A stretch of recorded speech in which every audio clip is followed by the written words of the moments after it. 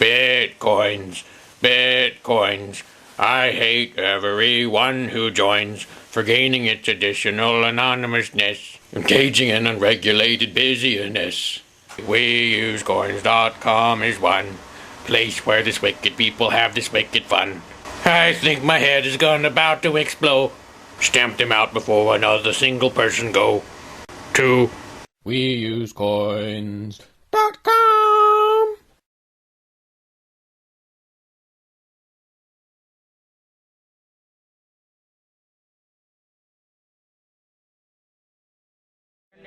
If you're looking for somebody to find information that'll help your case, you're talking about lobbyists, and that's something that or a lobbyist with research. Right, that we can do, but it takes a lot of work, and it'll take money if you want to support somebody to do it. So I know it will.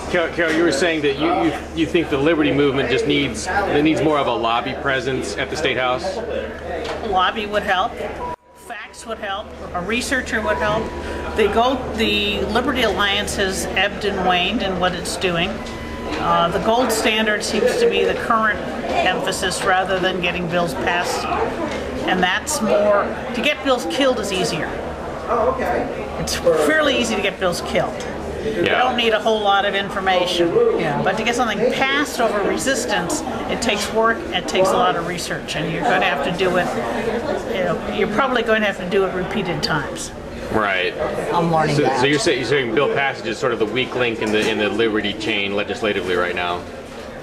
Well, it's the weak link in any chain, because you get an idea. I mean, everybody's got lots of good ideas. To even make it into a good bill takes quite a bit of work.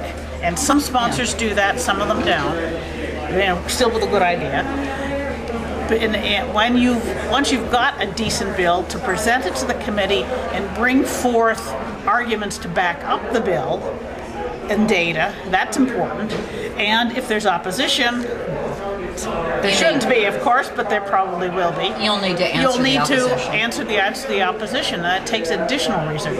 So on the bills that I've done, some of them are so simple and obvious that you don't need a lot of research, like mandating stove polish be labeled. I mean, it's not a 21st century issue.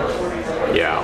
So that was easy. Trying to get it killed. Pointed out to the committee. No, I was repealing something. Yeah. And I pointed out to the committee. I said, you're right. This is obsolete. We don't need it. And it sailed through. But something that has a lobby, there was a stove polish lobby. God forbid you'd have to have data and arguments, and I wouldn't have been able to do that.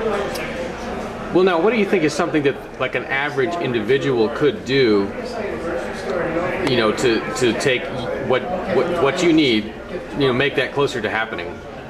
Well, let's see. The most useful thing would be to find a legislator who is about to put in a bill on a subject you care about and you're willing to do some work on, or to generate the idea and convince a legislator to put it in, and then start doing the work.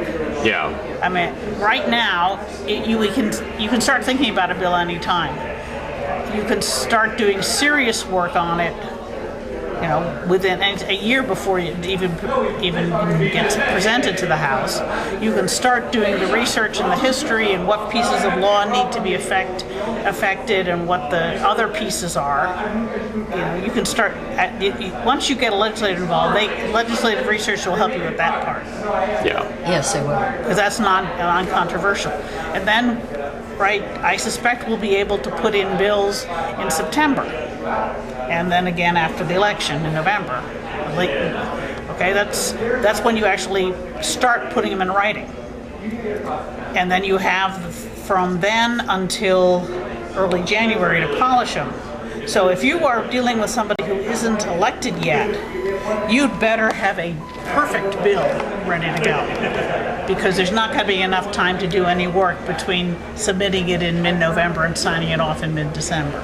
Yeah. Yes. All right. And for returning legislator, you've got a little more time. To get started learning about what to do, would it be best for people just to go to nhliberty.org and They reach out to people there. And That would be worthwhile. It would help if you have been a bill reviewer so that you know how to read them and how to read the law and look for it. yeah, But that's an analytical process. Coming Right. up with the right bill is a creative process, and they're not always the same people. okay, And then getting the arguments and the data to back it up. That's another That person. is still Yeah. entirely different. And to be honest, if you've got a good idea and you're willing to do the work, it shouldn't be too difficult to find a legislator who agrees with you that it's a good idea and will Oh, yeah. help you with the work. it's almost too easy. Oh yeah. That's why we but- have so many laws and bills. Yeah, but I'm not going to put in a bill for somebody who's not a constituent that isn't willing to do the work. I've got enough stuff on my plate. I can come up with good ideas I don't want to work on my own. Right. And they're not going to go anywhere. Yeah, part of the problem is that a lot of constituents, not the professional lobbyists, but the constituents themselves, don't have the experience to push a lot of these things through. And where the bills are pro-liberty, I think that we should try and give them an extra push. Well, if you don't want to initiate a bill, you could look at the list of bill ideas, even when they come Yes. up, and say, that looks like a good one, and contact the legislator. This edition of the Ridley Report is brought to you by We use coins.com.